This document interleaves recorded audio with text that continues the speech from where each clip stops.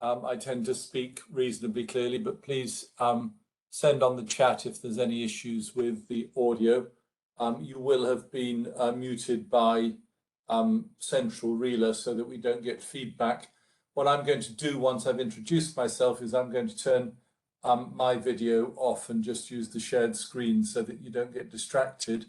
The topic today we're going to talk about is polymyalgia, or PMR, and GCA, or giant cell arteritis. I'm a rheumatologist. I first became a consultant in August 1993, which is probably before any of you were born, and have been at a hospital called St. Peter's Hospital, which is just to the southwest of London, just across a road called the M25, which circles London, presuming some of you are from overseas and not from the UK. It's a district general hospital with a population of 400,000 and seems to have had a really high incidence of polymyalgia and GCA compared to the national average. And I have my theories about it. I think one of the reasons that we might be seeing more vasculitic illnesses around where we are is that we're right in the center of a number of different areas of pollution, such as large motorways and two large airports, one very close, Heathrow, London, and one quite close at Gatwick. So I think that a number of these conditions may have a stimulus behind them that is some form of pollutant, and that's a theory that is interesting but very difficult to prove. I'm going to use a couple of case reports, and then we're going to do a journey through both polymyalgia and GCA, really with the facility and purpose of helping you to manage these conditions. Although I would emphasize right at the start that the condition that you're going to manage tends to have an individual variation, and whilst I will tell you some guidelines on doses, you may well have to adjust those guidelines around the individual, both using measurements and blood tests in GCA and assessment of symptoms in polymyalgia. So the recording and the slides will be available through Reeler, and if anyone has any burning questions as I'm going through, I'll keep a watching eye on the chat box, but otherwise we'll have a time for some questions just at the end. So hopefully you can still see my screen, had me taken out so you can focus on what you're dealing with. So polymyalgia and GCA, vasculitic illnesses. A number of people will come in and help you with polymyalgia in particular. While some people have no idea that's what they've got because they've been told by their GP that you have to have highly abnormal blood tests to have polymyalgia, some people will come in and say, well, I've already diagnosed myself on the web, but I thought I'd come in for a second opinion and maybe some tablets. So the first message in this is not everything that appears to be polymyalgia is polymyalgia. So this is the first case. And it's a case that I dealt with just recently, just before the pandemic and lockdown. And it was the mother-in-law of a pathology technician at the hospital I work in, Ashford St. Peter's Hospital, and somebody who'd just come up and said to me, look, could you have a look at my mother-in-law? I really don't think she's doing very well, and she's been seen by a rheumatologist and a carer of the elderly team and being managed for polymyalgia. Can you see her? Because it doesn't look like polymyalgia to me. So the lady was 80 years old. She'd been seen, first of all, by the care of the elderly team as an outpatient and diagnosed in May of that year with polymyalgia, treated with 30 milligrams of steroids, and had sort of made a very kind of unusual route down, going down by 1 milligram every 2 weeks, and had got down to 22 milligrams, still quite a high dose. Past medical history, relatively unremarkable: asthma, a degree of hypertrophic cardiomyopathy, and an unpleasant mastoiditis and mastoidectomy 20 years ago.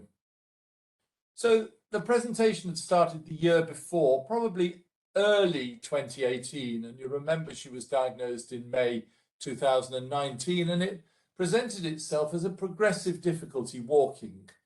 The patient who was previously fit and well went to the GP, and the GP did some blood tests over about 2 months, did different blood tests and showed a slightly elevated ESR. I have to say slight because the older you are, the more acceptable is a slightly high ESR. And I'm very unimpressed with ESRs under 50 anyway, at any age. But the highest this lady had was 44. Now, direct questioning. Have you had pain and stiffness in your proximal muscles, i.e. the muscles above your elbows in your shoulders and the muscles above your knees and your thighs? No. Have you had any symptoms in the arms? No. But I generally felt that the muscles all over have been sore. I've been fatigued and I've really been lethargic. The other telltale bit of this is that at no stage did the steroids make any difference to her symptoms at any dose. However, her ESR had fallen from 44 to 32, and this satisfied both the care of the elderly and the managing rheumatology clinician. She developed swollen ankles since August, when the steroids had been increased up a little bit more to chase the symptoms.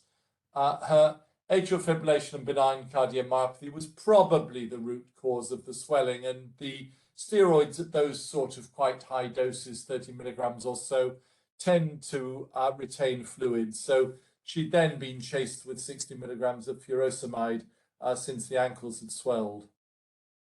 So taking a slightly more in-depth history when I saw her, which luckily was just before the pandemic, so I was able to see her face to face. She complained of quite prominent numbness and tingling in the lower legs below the knees. And one of the prime differentiators of whether a condition is polymyalgia or not is very rarely do you get any symptoms below the knees or below the elbows. She complained of weakness of the legs below the knees, and careful examination showed a sensory level of numbness to the mid-thigh. So this is starting to get very unpolymyalgic. However, the perception of muscle weakness was there and relatively well-preserved full power. Examination showed absent knee and ankle reflexes, but as you know, these can be absent in the elderly. The planters were a little sluggish but downgoing, and there were some blood tests that were available from the month before. So ferritin little low at 15, full blood count normal, thyroid normal. Interestingly, thyroid, because that's always something to look at with any sort of polymyalgia, not so much the sort of tingly bits. The CK was normal, suggesting no muscle pathology, and the ESR 31. So my doubts about polymyalgia were significant. She didn't fulfill any of the diagnostic criteria for polymyalgia except being over the age of 50. She had no myalgia that was proximal, and she had no response to steroids. There wasn't any evidence of an alternative diagnosis or endocrine or metabolic abnormality. So what I did was then have a look through the blood tests that had been done on her really quite carefully, rather than suddenly get another blood form out and start ticking the boxes. What am I looking for? Well, what I'm looking for is something that gives me a handle on something that might have been relevant. So starting from the top downwards, clearly in the lower limbs, there was some sort of idea that there might be a lumbar-spinal lesion of some sort. So I was looking for calcium, I was looking for alkaline phosphatase to suggest osteoblastic activity. I was carefully examining it. I had got a sensory level, but nothing motor, so that seemed unlikely. Steroid myopathy, well, interesting, because sometimes you can start with polymyalgia with high doses of steroids and end with a steroid myopathy, but she hadn't really been on them for long enough. Normally it has to be 6 months or more, and normally 20 milligrams or more. So while she had the 20 milligrams or more, it hadn't quite been for that long.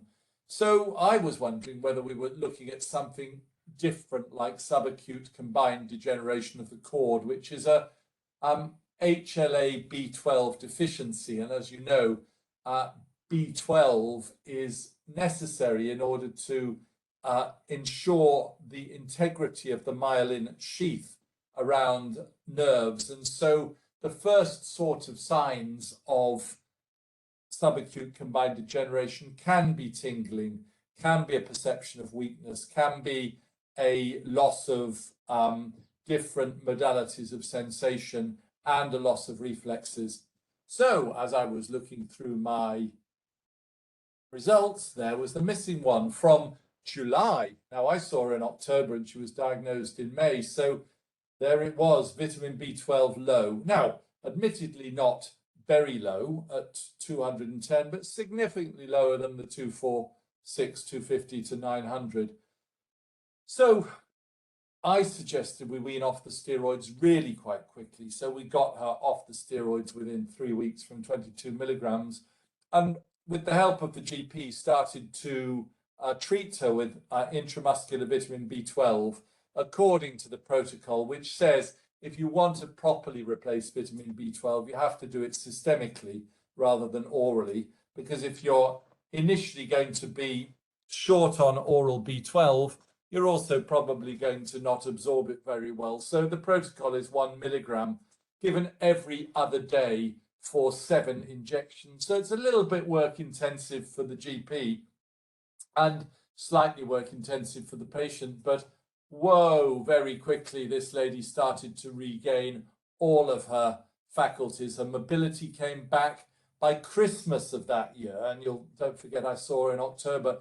She was standing on a pair of stepladders putting the fairy on top of the Christmas tree for Christmas Day. She got back to all of her walking, bending, squatting, all of her sensation came back, and there she was with undiagnosed, unrecognized, but already tested vitamin B12. So the message is, don't just jump into polymyalgia, ensure that the clinical criteria and in particular the response to steroids are present before deciding, and don't get carried away with the acute phase responses. Don't be an ESR or CRP follower, because you'll run into all sorts of difficulties in polymyalgia if you do.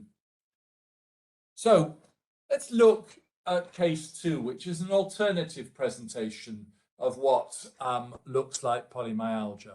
So this lady is a little bit younger, 68, normally fit and well. In our part of the world, a county called Surrey, there are lots of golf courses, and golf is a very popular sport. So lots of men and women play golf. So she was walking regularly, staying fit. She was retired and was playing golf. She started to develop shoulder pain gradually, first on the left, then on the right over 2 weeks. And she initially thought that she might have mishit a golf shot or strained her shoulder.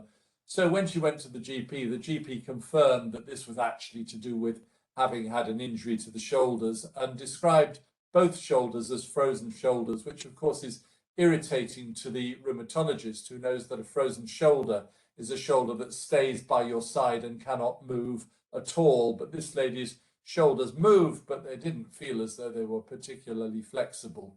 So the GP gave her anti-inflammatories and she got 25% better. So she was reasonably happy that she'd strained things and they were going to get better. However, shortly afterwards, she developed, as well as the shoulders, neck ache.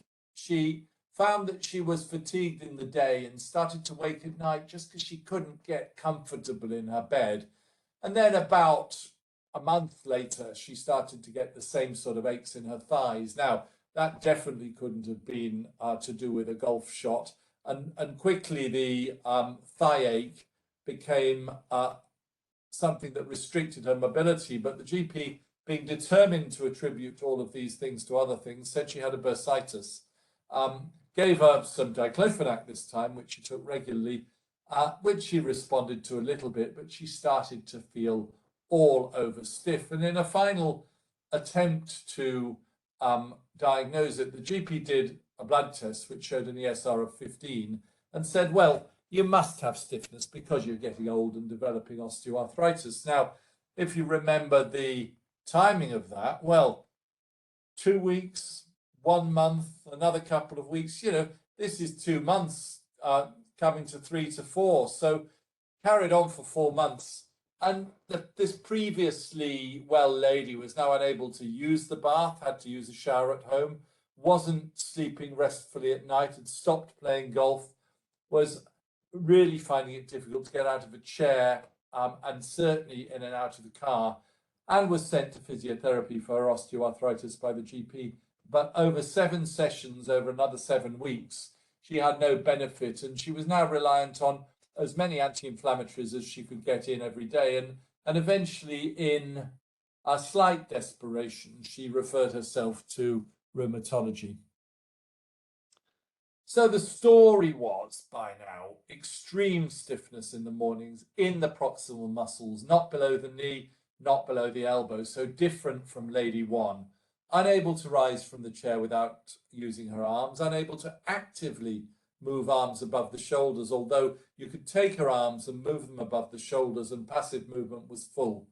She also felt very tender and uncomfortable when you tried to get her to move her thighs and shoulders against resistance, so when you were stressing the muscles a little bit. So a picture of proximal painful myalgia with perception of weakness. So ESR 24, CRP 12, the week before I saw her, I thought, well, do you know, she's got polymyalgia. She has to have polymyalgia. So on the basis of likely polymyalgia, we've got 2 criteria now, over the age of 50 and proximal myalgia with nil below the elbows and knees. We haven't got a raised ESR, and we've got a very modestly raised CRP, almost normal. So the questions also involved a little foray into whether she had any other telltale symptoms of GCA, which is always worth asking when you're looking at polymyalgia, because giant cell arteritis and polymyalgia are unseemly bedfellows, and probably 25% of patients with polymyalgia have an element of GCA, but only a small number of them are symptomatic. And there have been some studies looking at scanning patients with polymyalgia to see whether they've got any sign of inflammation on PET scans, and a proportion do. But this lady had no headaches, no visual symptoms, and no jaw aching. So the clinical trial of steroids given was the standard for polymyalgia. 15 milligrams of steroids given for 2 weeks orally as prednisolone. And as polymyalgic responses go, this was just as fast as you would have expected, almost opening the packet of tablets before they even get to the mouth. The smell of steroids makes the polymyalgia start to get better, and within 12 hours, 95% of the symptoms have gone. Oh, it's magic. The fatigue also melted away and the stiffness resolved. So unless you were going to be very distracted by the steroid response and there's something else going on, actually you've provided the diagnosis and treatment of polymyalgia. So what's the normal presentation of polymyalgia? Well, normally it's this proximal. Some patients describe it as stiffness and some describe it as pain, and they seem to be slightly different things. We once did a study on patients' perceptions and their definitions of stiffness and pain. And the average polymyalgia patient has a little bit of both, but the stiffness is discrete from the pain. It's often bilateral, it's often symmetrical, and it's often arms and legs, but sometimes it can be asymmetrical, especially when it starts, and sometimes only arms or only legs. And sometimes what hoodwinks you a little bit is that it can be associated with a low-grade synovitis or inflammation of the joint linings, especially in the knees, wrists, and the joints where the collarbones join the shoulder, the sternoclavicular joints, and sometimes in the small joints of the hands and feet. And you have to be a little bit wary, because there are incidences where people present looking like they have polymyalgia, but actually having a polymyalgic onset of what later turns out to be rheumatoid arthritis. So just be a little bit aware of the patients with synovitis and peripheral joints, and just make sure that they disappear with the steroids and not niggle on, because they jolly well can be rheumatoid hidden in a polymyalgic cloak. The muscle strength is unimpaired, but the movement's inhibited. That's really interesting because when you challenge the muscles, patients still have strength, but when you ask them to move their hand up to the ceiling, they can only get it part way above the shoulder. They can also be quite systemically unwell, i.e. have a low-grade fever, have a degree of weight loss, have a sort of malaise that has crept up on them, and they attribute it to just not feeling terribly well with whatever's going on. And they're quite right, but actually in our rheumatology world, these symptoms occur because the process of polymyalgia and giant cell arteritis are processes that involve secretion of the cytokines that mediate inflammation, in particular anti-TNF, anti-IL-1 and anti-IL-6, which are the sort of things that act as pyrogens and cause fever. And they also affect the way that we absorb and harness our energy, and the inflammation that's present uses energy up and makes you feel rotten. So going to the diagnostic criteria for polymyalgia, which are being tweaked and altered by the year, but it's pretty reasonable to look at having the first three that must be positive and any number of the others. So you'll see that the ESR is present, defined as greater than 40, but not mandatory. And that's because I and others believe that there are some people in their pathway to polymyalgia who don't present an acute phase response. If you ask some rheumatologists, they're dogmatic that everybody has a raised ESR and they won't diagnose polymyalgia without it. But I think they're making a mistake because they're not counting for those that are not terribly good at producing an acute phase response. And you see the same in rheumatoid arthritis. I'll see people with obvious and overt rheumatoid arthritis who don't mount an acute phase response. I don't know why, they just don't. They have to have a normal thyroid function, a cause of proximal myalgia, a normal myeloma screen, and add to that, I normally say, a normal vitamin D, because vitamin D deficiency, or the things that lead to thin bones, present themselves as proximal myalgia first, and it's the first sign of a vitamin D deficiency. Weight loss, fever, and joint pains. So pain and stiffness, steroid responsive, greater than 70% improvement with 15 milligrams of oral pred, and older than 50, and those are your keys, and you can't have polymyalgia without those. Notice it says proximal girdle, it doesn't say shoulders and hips or top and bottom. So probably 20% of people who present with polymyalgia end up with a more classical rheumatoid arthritis, and we call that polymyalgic onset rheumatoid.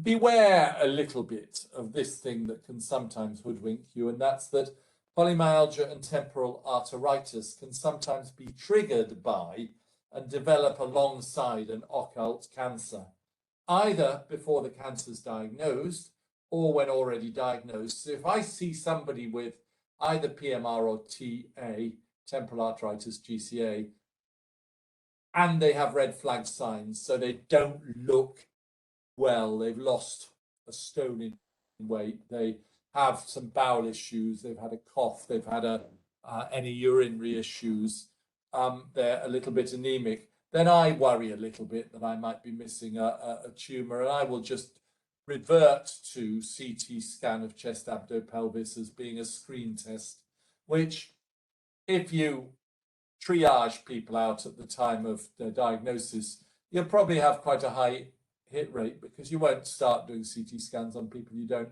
really believe have something underneath, but you do see it, and I've seen it on a number of occasions through my career where you found a really quite significant and advanced metastatic cancer the patient didn't know that they'd had.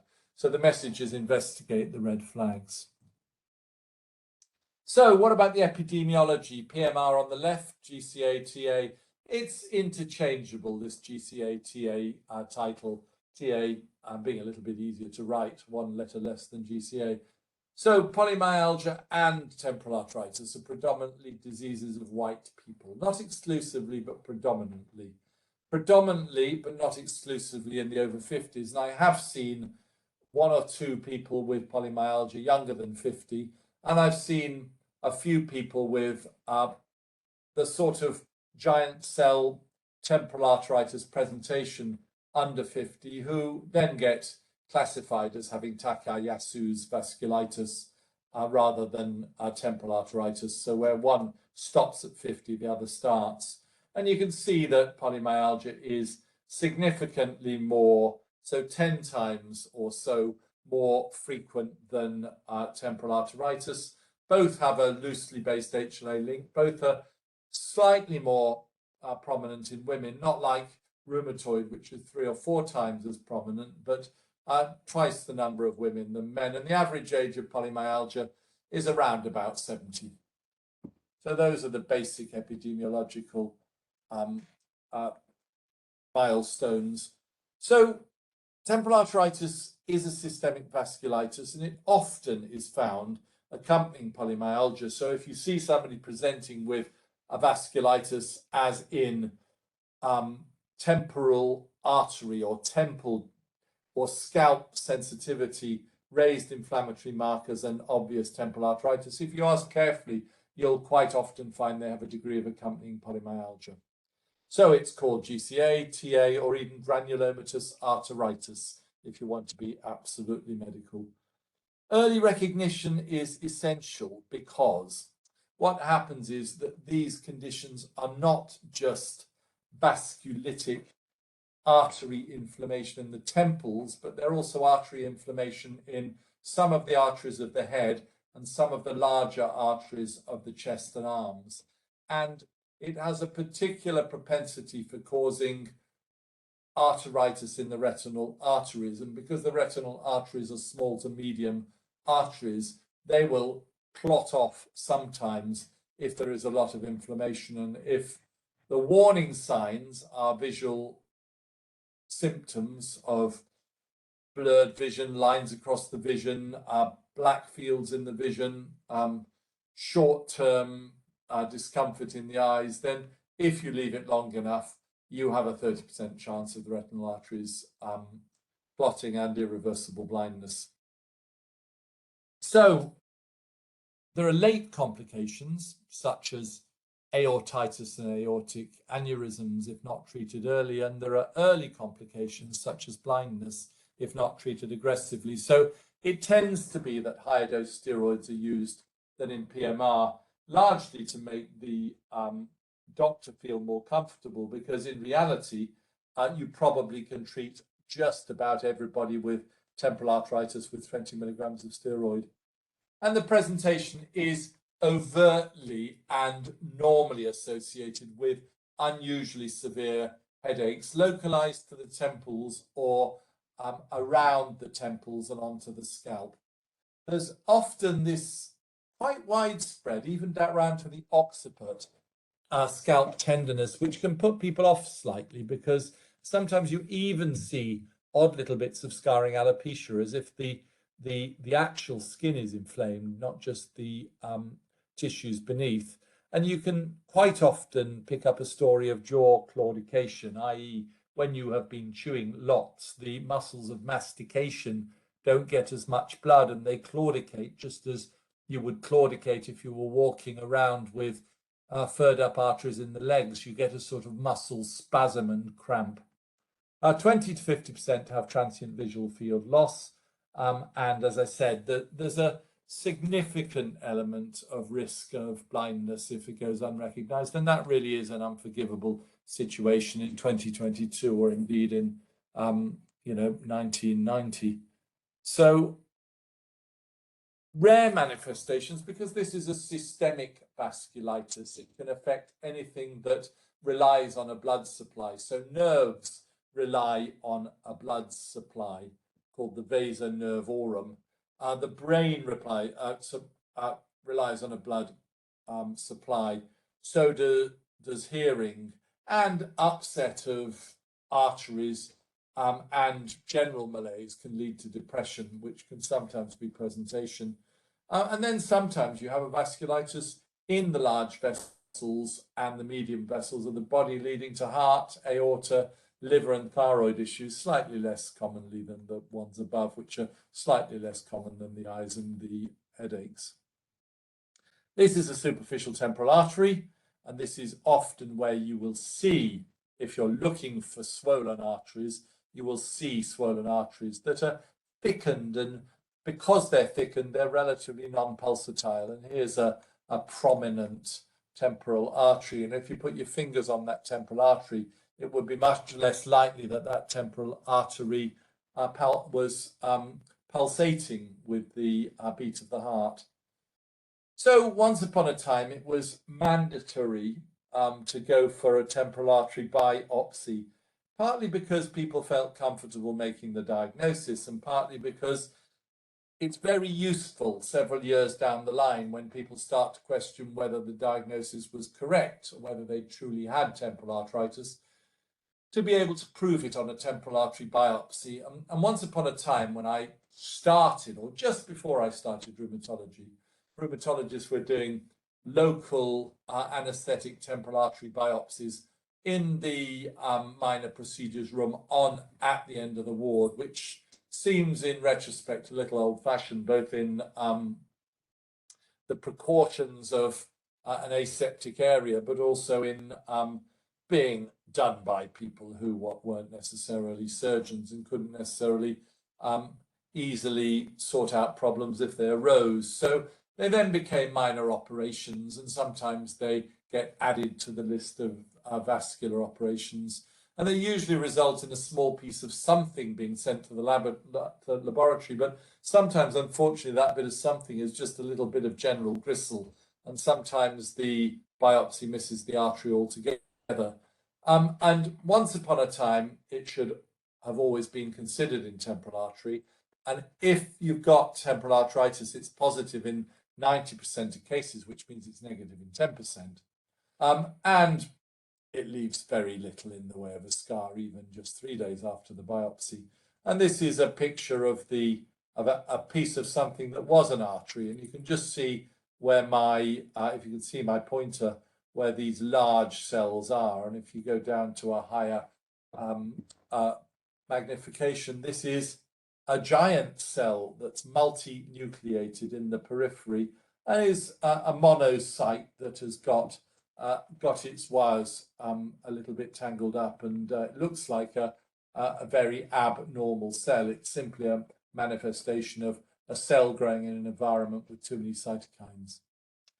Nowadays, there are two other ways of looking for temporal arteritis: the Doppler ultrasound and the PET scan. So the PET scan, which you'll be familiar with, which is a positron emission scan that relies on picking up positrons that are emitted by labeled glucose molecules being taken up into areas of inflammation, is not much good for the head because it relies on the arteries being greater than 3 millimeters in diameter. But it's very good for looking in the rest of the system to see whether there's systemic inflammation or not. An ultrasound, however, with a suitably trained ultrasound operator is extremely good and avoids the need for temporal artery biopsy and has a sensitivity and specificity that definitely parallels the biopsy, in that you see a very characteristic halo sign that has no differential diagnosis, and the sensitivity is around about 90%. The PET scan is very useful in people who are systemically unwell and remain so after treatment. So I think nowadays most giant cell arteritis, temporal arteritis protocols, and we have one set up in A&E, so people do not have to wait to come to rheumatology. They get seen by a medical registrar or a rheumatology registrar. They get scanned in quick time. They get diagnosed and started on steroids as a relative rheumatological emergency. So here we've got imaging of the large vessels with a PET scan. Here we've got imaging of the temporal arteries with an ultrasound. And the ultrasound's great, but it really does rely on somebody who knows how to do it. So normal radiologist or musculoskeletal radiologist or an ultrasound technician? Well, it's got to be somebody who's very familiar with doing temporal arteries, otherwise the signs will be missed. And they need to know that they want to do a duplex, which is a combination of ultrasound and Doppler on the temporal arteries. And this is obviously what the images are like. And you can see here that there's a thickening of the wall and a slight stenosis of the artery. So it's important to know that temporal arteritis, GCA, can affect large and medium arterial vessels throughout the body, in particular the aorta, the celiac axis, the renal arteries, the iliac arteries, so the subclavians, the carotids. So it is really in the middle of that axis, and it's known as a large vessel vasculitis. There's clinical overlap, biopsy-proven TA if you biopsy them in 15% of PMRs. Headaches differentiate. Almost always occur with temporal arteritis, are rare in polymyalgia rheumatica without TA. So in PMR, always inquire about TA. In possible TA, inquire about polymyalgia because you'll see this clinical overlap. So probably one of the worst long-term consequences of polymyalgia or temporal arteritis are steroid side effects. And that means that one has to be suitably flexible and suitably aware of steroid side effects as to try and minimize the dosages. And we'll talk about ways of doing that when we talk about dose schedules.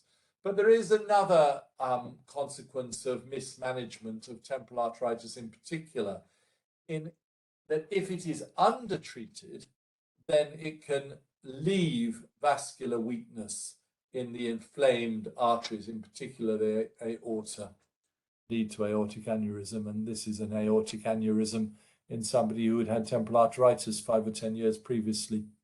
And there's been various studies on this. One of them that's now a little bit old, but a perfectly reasonable study looking at a Minnesota population of temporal artery patients checked at 5 to 10 years after their temporal arteritis, showed that they were 17 times more likely to develop detectable thoracic aortic aneurysms and 2.5 times more likely to develop isolated abdominal aortic. So the higher up the aorta, the more likely the aneurysm. And it does seem as though temporal arteritis has a predilection for the arteries above the umbilicus slightly more than below.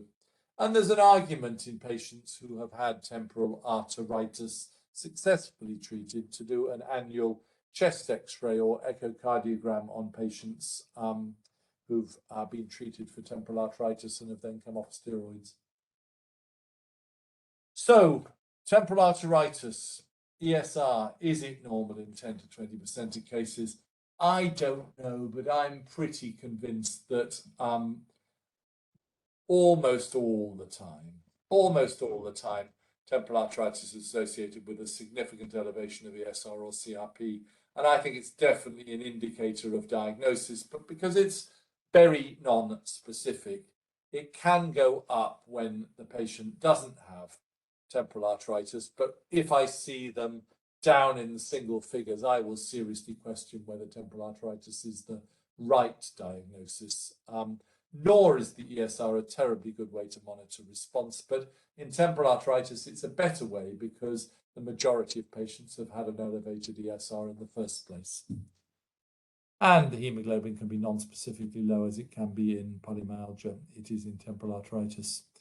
And I think we should be doing, in anyone with polymyalgia in particular, a thyroid, a CK, myeloma, vitamin B12, which I've convinced you would do, and vitamin D deficiency. And I think that is a pretty good screen for proximal myalgia. Temporal arteritis, well, it's tied up with and can be mistaken for other conditions that cause severe headaches. So ophthalmic issues, brain tumors, migrainous headaches, functional headaches. There are all sorts of things that can masquerade as temporal arteritis and scalp sensitivity, which is why the differentiation of ultrasound and ESR-CRP is important.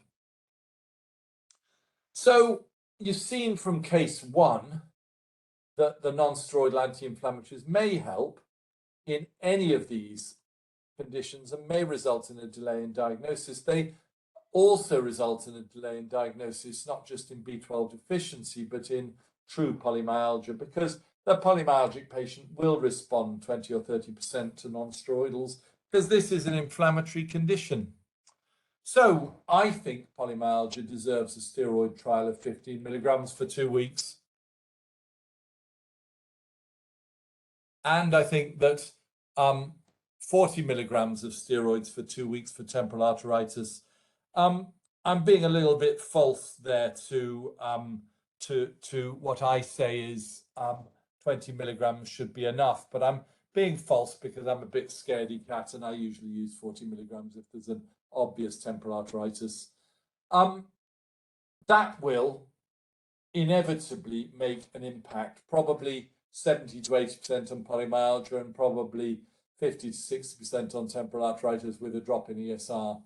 Don't forget, if you are starting these courses and you intend to continue them, you need bone prophylaxis to prevent osteoporosis in the over 50s because you will find that over 6 months, 60% of the bone that's going to be lost with steroids, however long the steroids are going to be maintained for, will be lost in the first 6 months. So get your bone prophylaxis in early with vitamin D supplementation and usually an oral bisphosphonate such as alendronate 70 milligrams once a week. You must do that discussion once you've made the diagnosis, otherwise you will be disadvantaging the patients. Don't reduce the steroids too fast and don't reduce the steroids, zap them up again and zap them down again, because what you will end up doing is destabilizing the disease. You've got a clinical disease with a clinical cause that is sensitive to varying steroid doses. And you've got to be a bit careful about steroid side effects. Mrs. Y will get loads of steroid side effects and Mrs. X won't even know that she's been on it. So you can't predict it until you see it. But sometimes if you get stuck, especially in temporal arteritis, giant cell arteritis on higher doses of steroids, you sometimes get forced to use a steroid-sparing disease-modifying agent such as azathioprine, methotrexate, or leflunomide. None of them work terribly well. They all take 6 or 8 weeks to settle in, and they all have adverse effects, and they all require regular blood tests. So it's very rare that I end up using a steroid-sparing disease modifier, but there is a bit of data, and it's strongest with leflunomide. So polymyalgia, how would you do it? 15 milligrams once a day for a month, 30 days, 28 days, depending how you define a month. 12.5 milligrams daily for a month, 10 for a month, 9 for a month, 8 for a month, 7 for a month, 6 for a month, etc. And you are looking at usually a total minimum treatment time of a year.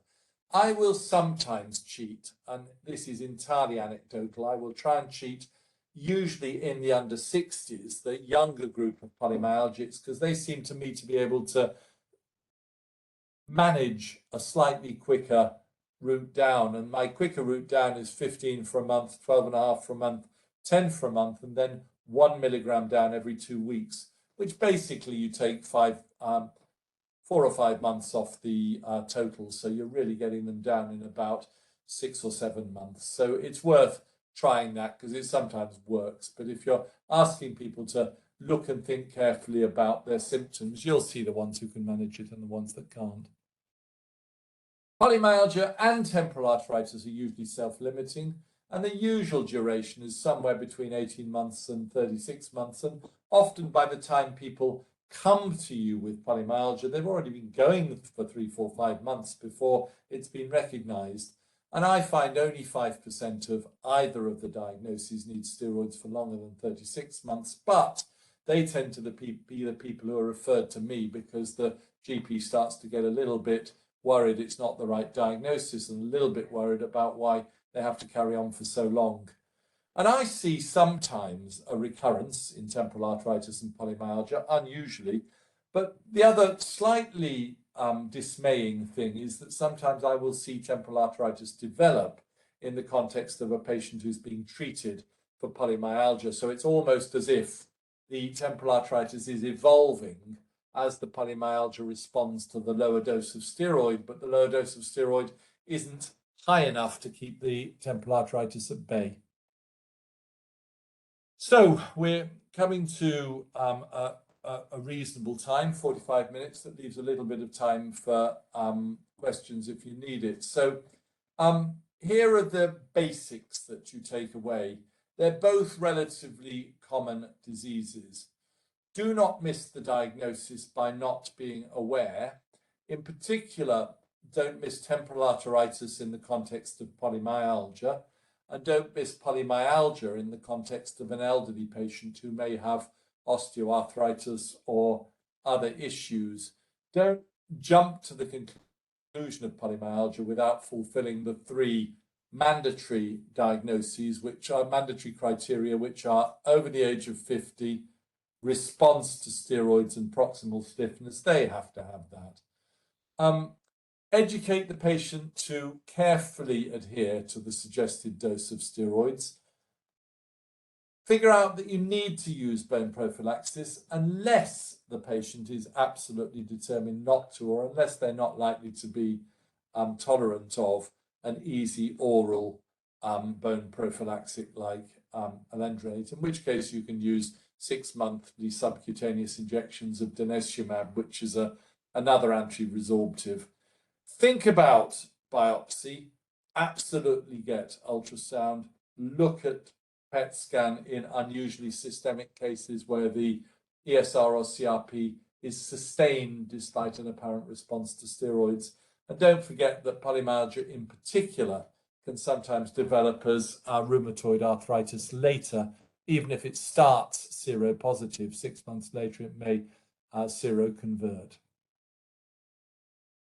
So I'm going to switch video on. I'm going to go back to the top of the slides, and I'm going to ask you if you have anything that you want to ask me about, ideally on the chat, and I'll try and answer it. I know certainly where you are, it'll probably be a lot warmer than where I am, but it's a very pleasant 22-23 degrees on a very nice spring, early summer day in England. So I'm sure if you're somewhere near where I am, you'll want to be outside for a few minutes and take a breath of air before the evening. So anyone for any questions, any queries, any sharing of any experience, any messages?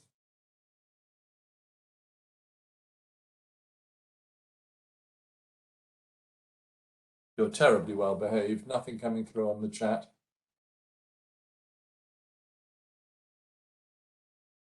Well, that either means you've all headed off and gone away and having coffee or tea, or it means that I've actually told you everything you want to or need to know about polymyalgia and temporal arteritis. So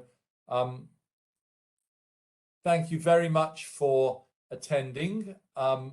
I'm glad Gabriella found that some of the information was new. I'm glad that Petra found it informative. And I wish you all the very best for the next few weeks. Just liaise with Reela about other webinars, and it's been a pleasure to talk to you. I'm only sorry we can't meet up in person and share our experiences, but very much better to have the opportunity to see you, even if it's just as a webinar.